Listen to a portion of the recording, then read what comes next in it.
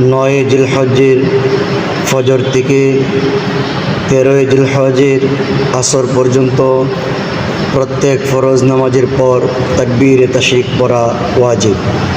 তাকবীরে তাশরিক হলো আল্লাহু আকবার, লা ইলাহা ইল্লাল্লাহু আল্লাহু আকবার ওয়ালিল্লাহিল হামদ।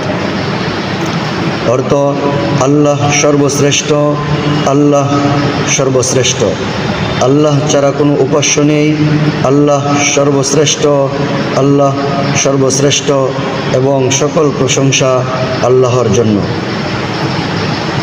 এই দিনগুলোকে আল্লাহর জিকিরের দিন বলা হয়েছে। নামাজের পর তাকবীর পড়লে আল্লাহর বরত্ব ও তাওহীদের ঘোষণা করা হয়। সাহাবায়ে কেরাম রাদিয়াল্লাহু তাআলা আনহুম আজমাইন এই তাকবীর খুব গুরুত্বের সাথে আদায় করতেন। এই আমলের মাধ্যমে ঈমানের শক্তি বৃদ্ধি পায় এবং কুরবানির দিনের ইবাদতের সৌন্দর্য প্রকাশ পায়। আল্লাহ তাআলা বলেন, তোমরা নির্ধারিত দিনগুলোতে আল্লাহকে অধিক স্মরণ করো। সূরা আল বাকারা আয়াত 203।